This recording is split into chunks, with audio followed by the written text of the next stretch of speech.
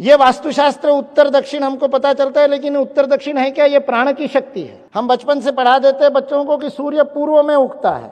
मैं कहता हूं इससे गड़बड़ बात क्या सिखाते हैं हम।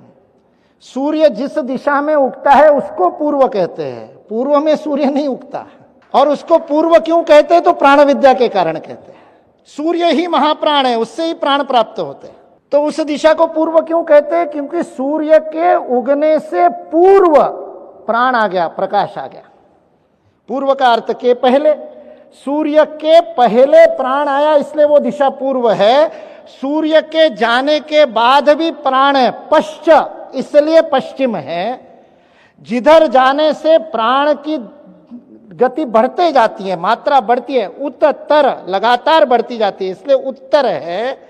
जिधर प्राण कम है इसलिए दक्ष, सतर्क रहने की आवश्यकता, इसलिए वो दक्षिण है। वही आग्नेय नैऋत्य में, पूरी पुस्तक अभी नहीं बता दूंगा। जब भारतीय शिक्षण मंडल में शिक्षा में भारतीयता पर काम कर रहे थे तो मन में प्रश्न आया, ये भारतीयता है क्या? तो ये विज्ञान जब भारतीयता का समझने की कोशिश की, ये जो भारतीयता का फिजिक्स समझने, कणाद का फिजिक्स समझने की कोशिश की, तब पता चला कि भौतिक शास्त्र तो केवल अन्नमय कोश से पूरा होता ही नहीं। By only studying matter you can not study physics, you need to understand the underlying energy.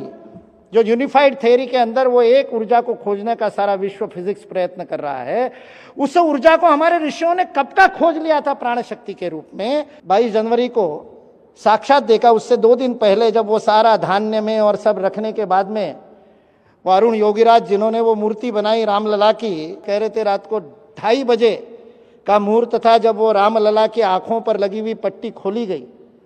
Arun Yogiraj कहता है मैं सामने बैठा था, मेरे आंखों में आंसू आ गए, और वो साथ में जो कार्यकर्ता थे उनका हाथ पकड़ करके वो कंपित करके बोलता है, अरुण ये मूर्ति मैंने नहीं बनाई, ये मेरे रामलला नहीं है, क्योंकि मूर्ति का विग्रह बन गया था, पत्थर में प्राण प्रकट हो गया था। ये प्राण प्रतिष्ठा का विज्ञान भारत।